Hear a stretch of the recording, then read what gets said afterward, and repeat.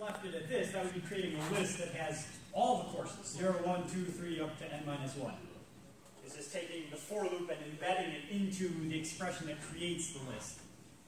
But remember, in a list comprehension, you can also add an if part. You say if in degree of u is 0, so that means as you're looping through 0 through n minus 1, which is range n, for each of those you check if the in degree is 0, then you go ahead and tack it onto the list. Otherwise you just skip over it. That's the way list comprehension works. So at this point now we've got the list of all the courses that we're going to take in the very first semester. And now we come to the big loop, the loop over all the semesters. Each iteration corresponds to a semester. And we want to keep going with this loop until, if next semester becomes empty, then there are no more courses to take next semester, so you'll be done. So we'll just say while next semester. Remember in Python, if you say while and just give it a list, that really checks whether the list is non-empty. Non-empty corresponds to true in a while loop or if statement, and empty corresponds to false. So as long as you got some stuff to take next semester, let's do it. What goes inside the loop is you say, fanfare, it's the start of a new semester, so let's create a this semester list and set it to next semester. So next semester was my next semester, but now it's this semester. And reset next semester to the empty list. So now we're going to go through and do this semester, which means deleting all these nodes, the ones that correspond to courses I'm taking right now. And as I delete these, I'll check how that affects the in-degrees of other nodes. For any other node whose in-degree now drops to 0, I'll put it in that next semester list, which is empty, but by the end of the semester, it will have all the courses that I'm supposed to take next semester ready for the next iteration of the loop. So all we really have to do is delete all the courses that I'm taking this semester. So for you in this semester, delete it. We're just going to assume that we're going to pass all these courses. So they're deleted. And the way you conceptually delete them is you don't really remove it from the adjacency list.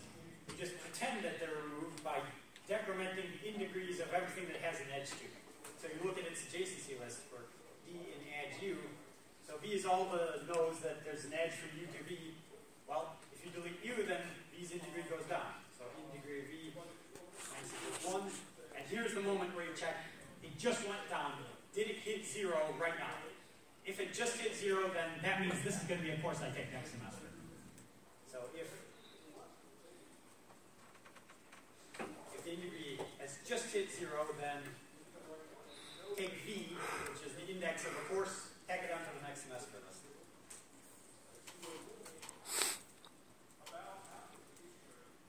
So that's pretty much just a topological order algorithm, except I've kind of organized it into fewer iterations of the loop. I take everything I can handle at once and put it in one semester, and so on. But other than that, it's really just a reorganization of the topological order algorithm. So when you wrote this, you should have started by looking at the topological order code I wrote in class and modifying it in this way to kind of reorganize it so it does as much work as it can in each iteration, instead of just spreading it out over a total of n iterations.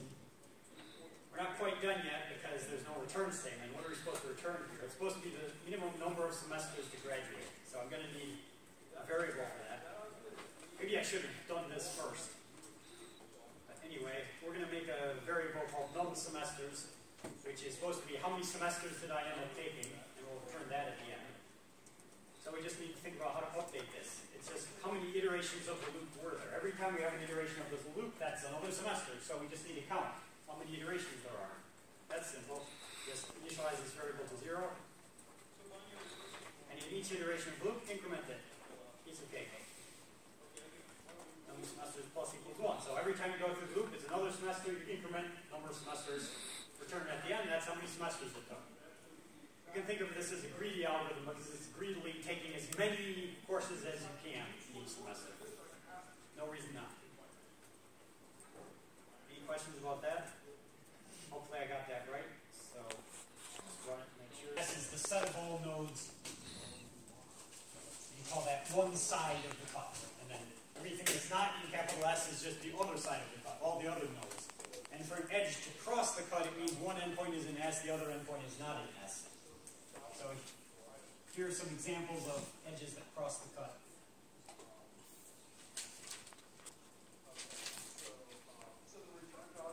So all those edges cross that cut. Maybe I'll put another one in there. And what the cut property says is that if you've added some edges to your minimum spanning tree so far, then you can look at any cut that doesn't cut any of the edges you added so far, and look at all the edges that cross that cut. Any minimum cost edge that crosses the cut is safe to add to your minimum spanning tree. That's how I proved that Prim and Kruskal were correct, because according to the cut property, every time Prim or Kruskal adds an edge to the minimum spanning tree, it's safe to do so, because the cut property says it's always safe to add an edge as long as it's a minimum cost edge crossing the cut. So in this problem, you're not finding minimum spanning tree, it's just finding what are all the edges that would be safe to add if we were hypothetically in the middle of a spanning tree algorithm. So for this problem, you're given the graph G, and you're given the cut S. And the goal is just to return a list of all the edges that would be safe to add to a minimum spanning tree at this point. In other words, find all of the minimum cost edges that cross the cut.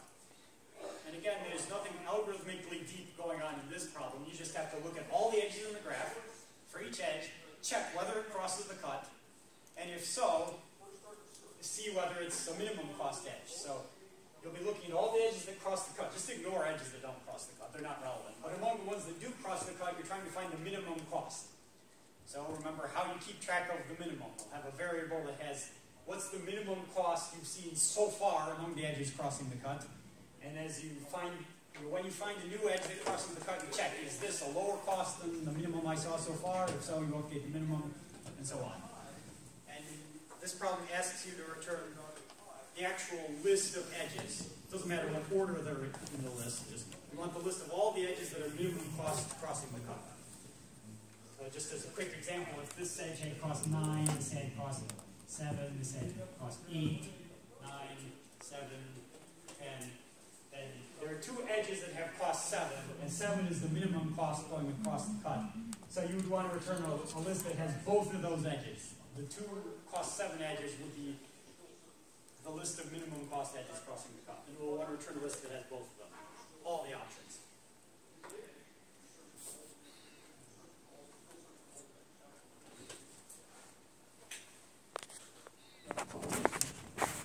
Then we're going to have a loop that goes through all the edges. Let me write that already. For U in range N, for V in edge U, that's just a standard way of iterating over all the edges. Now we know there's an edge from U to V. We want to check whether the edge crosses the cut, and if so, see whether we need to update our minimum. I'm kind of writing the code in a different order. I'm just jumping straight to the main loop to think about what's going to happen here. So we need to check whether the edge between U and V crosses the cut. Since it's an undirected graph, each edge is actually going to get processed twice. Each edge has two endpoints, and either one could be U and the other one could be V. So for this edge, when this node is U, then we'll discover it and see that the other node is in its JCC list. And then again, later on, in our U loop, when we try setting the other node to U, we'll see the same edge again, setting this node to V, being in U's JCC list. So we'll counter every edge twice. So the only time we're going to count it as crossing the cut is when the U side is in S and the V side is not in S. So we see node U is in S and V is not in S, then we know that the edge crosses the cut. And just in case you're complaining, well, what if V is in S and U is not in S? Then it's still crossing the cut, yeah, but we'll find it later. So we just need to check if U is in S and V is not in S. So what if I just wrote this? Oh, by the way, how is S represented? It's just a list of Boolean values. So this means false is node 0 is not in S. False means node 1 is not in S. True means node 2 is in S. That's just the way we're representing the set S. True means the node is in S. So to check whether node U is in S, we just do S of U. It's a Boolean value, means whether U is in S. So I could just write that, and this checks whether the edge from U to V crosses the cut. U is in the S side, and V is not in the S side. But this can be optimized a little bit, because checking whether u is in S, you could factor that out of the v loop. You don't need to recheck S of u for every single neighbor of v. So to make this a little more efficient, you would just go up here and say, if S of u, so if u is not on the S side, then we'll just skip this u entirely. We won't even look at its adjacency list. If S is in u, then we'll look at its adjacency list, and we don't need to recheck whether u is on the S side. Inside the v list, inside the v loop, we only need to check whether v is not on the S side. So inside here, in this very deeply nested thing, we now know that uv is an edge that crosses the cut. And we just need to keep track of the minimum over all this kind of thing.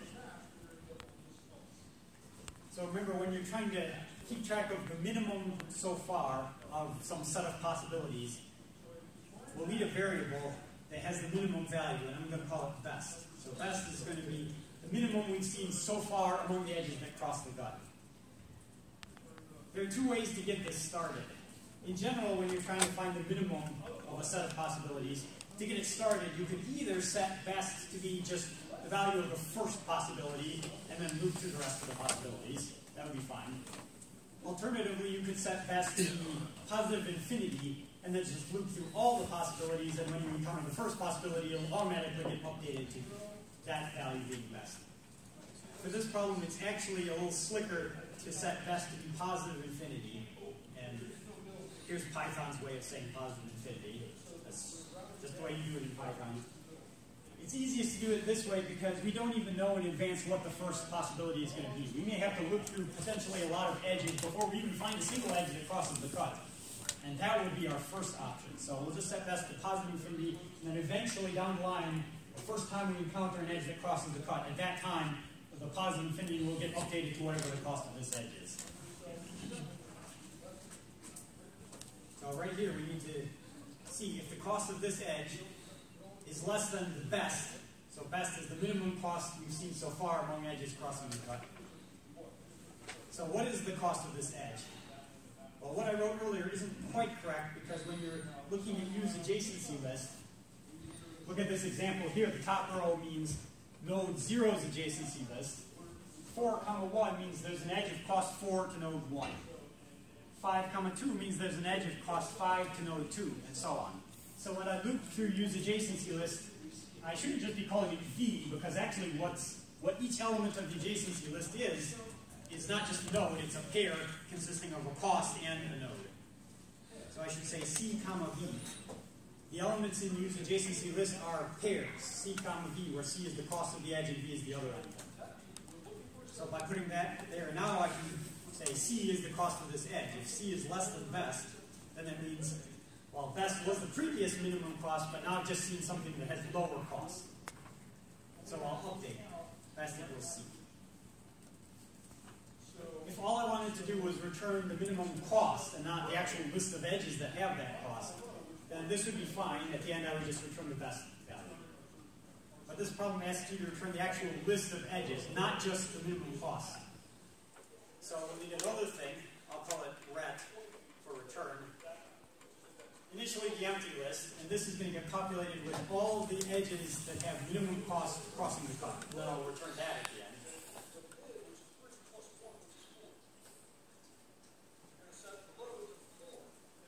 So we need to maintain this. Inside this if statement where I just discovered a brand new lower cost, lower than any other cost I've seen before crossing the cut. So I update best, but I also need to update this ret list, which is supposed to have all the edges that are minimum cost crossing the cut. At this point, ret had all the edges that had the previous minimum cost, but now I just discard all of them because I just realized actually that wasn't the minimum cost. Now this c is the new minimum cost. And at this moment, the only edge of that cost that I'm aware of is the edge uv that I just saw. So I'll just discard whatever was in the ret list and change it to the list with just this one edge, the edge from u to v. At this moment, that is the only minimum cost edge that we're aware of so far. Any previous minimum cost edges get discarded because they weren't really minimum cost, because we just discovered a lower cost. But if you do this, the algorithm is still not quite right, because what if in the future you encounter more minimum cost edges? You want to So like in this example, the first time I encounter 7, I'll change best to 7, and I'll change ret to be this edge. But then when I encounter the other edge at cost 7, I also want to add that edge into the ret list. So that's going to happen if the cost of the current edge exactly matches the previous best. So say else if C equals best, then, well, we don't need to change best. This is just the case where we found yet another minimum cost edge. So we want to tack it onto the end of the ret list. So we'll just append the edge UV to the return list in that case. So that's where we haven't found a lower cost, but we found another minimum cost edge so far.